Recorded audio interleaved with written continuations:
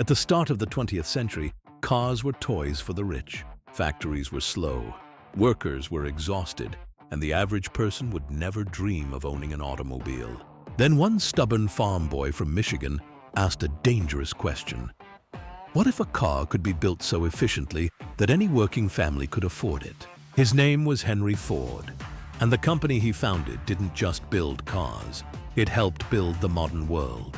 Henry Ford was born in 1863 on a farm near Dearborn, Michigan. He hated farm chores and loved anything mechanical. As a teenager, he walked away from the farm and went to Detroit, where he found work as a machinist. At the Edison Illuminating Company, he became a chief engineer and spent his nights on a new obsession, a gasoline-powered, horseless carriage. In 1896, he built his first car, the quadricycle, in a tiny shed behind his house. It was noisy, fragile, and completely impractical. But it proved to him that his future was not on the farm. Ford's early businesses did not go smoothly. His first car company collapsed after investors lost patience with his endless tinkering. Another attempt failed when partners pushed for racing prestige instead of low-cost cars. But Ford refused to give up on his idea of a simple, affordable automobile. In 1903, with a group of new backers, he launched Ford Motor Company. This time he was ready. Clear vision, better designs, and a team that believed in the car for the great multitude. In 1908, Ford unveiled the Model T. It wasn't the fastest or the prettiest car, but it was rugged, easy to repair, and forgiving on rough roads. Ford wanted it to be the universal car, built in huge numbers for an affordable price. At first it was assembled in fairly traditional ways, but demand exploded. The challenge wasn't selling the Model T. The challenge was building enough of them. To solve that, Ford's team experimented with something radical, a moving assembly line. Instead of workers walking around the car would move past the workers. In 1913, at the Highland Park plant, Ford successfully launched this system.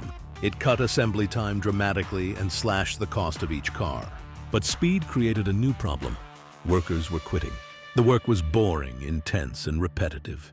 Ford responded with another shock, the $5 workday, roughly doubling typical wages at the time, and reducing the workday to 8 hours. The world was stunned. People lined up outside the factory for a chance at those jobs. High wages plus cheap cars created a self-reinforcing loop.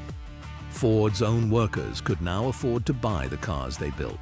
As the Model T multiplied, America itself rearranged. Dirt roads became paved highways. Country people could reach towns quickly. Cities stretched outward into suburbs. Ford's commitment to low prices moved the automobile from a luxury item to a mass-market tool. He also pushed a franchise dealer system, planting Ford showrooms across North America and eventually on multiple continents. By 1924, the 10 millionth Model T rolled off the line, an unimaginable scale only a decade earlier. But Henry Ford was not a simple hero. He was stubborn, controlling, and often hostile to outside ideas. He resisted new car designs, clung to the aging Model T for too long, and became known for harsh anti-union tactics.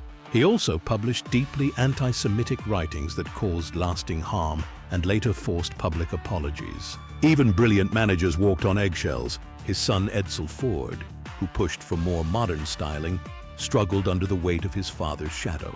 Eventually, the market rebelled. Buyers wanted more color, more comfort, and more style than the Model T could offer. In 1927, Ford finally ended Model T production and introduced the Model A, a more modern car with better looks and features. Soon after, Ford shocked the industry again with a mass-market V8 engine, giving ordinary buyers the kind of power usually reserved for the wealthy. All of this was supported by the massive River Rouge complex near Detroit. Ford was not just an automaker.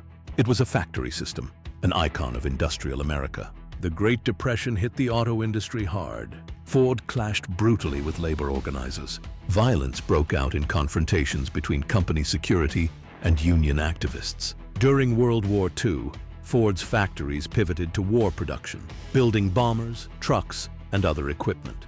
After the war, a new generation of management began to modernize the company. Henry Ford died in 1947. Control shifted firmly away from the founder and toward professional managers, who had to carry the brand into a very different world.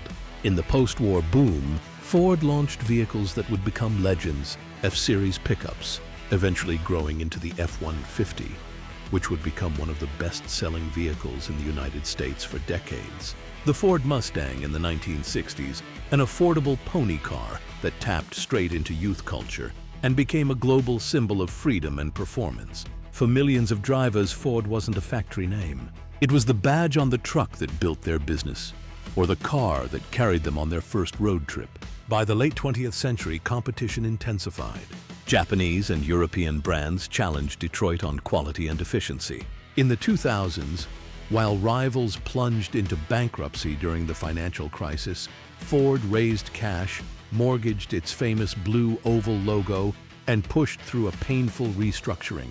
In 2018, Ford made a controversial decision in North America. It would phase out most traditional passenger cars, keeping mainly the Mustang and shifting its focus to trucks, SUVs, and crossovers, the segments buyers wanted most. It was a high-risk move, but it also clarified Ford's identity, the company of pickups, work vehicles, and rugged family machines. In the 2020s, Ford poured billions into electric vehicles.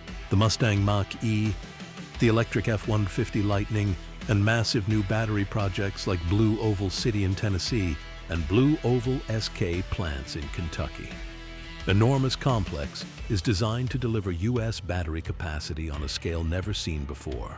But reality hit hard. EV demand grew, yet not as fast as optimistic forecasts. Costs stayed high. In Europe, Ford began cutting jobs at an EV plant in Cologne as sales lagged expectations. By 2024-2025, Ford signaled a strategic shift.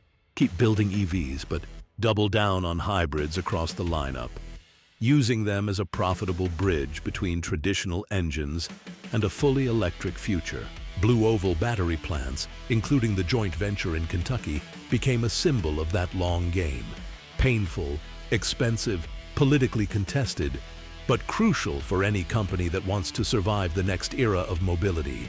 Henry Ford did not invent the car, and he did not invent the assembly line.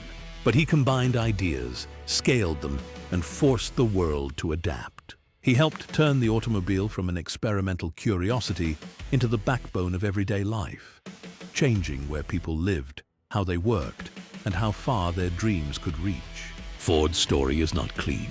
It's full of brilliance and blindness, generosity and cruelty, innovation and stubborn mistakes. But if you stand on a modern highway surrounded by trucks and cars that roll off synchronized global supply chains, you are still living in Henry Ford's world. A world built by the machine that builds machines. Ford, building the road to what comes next.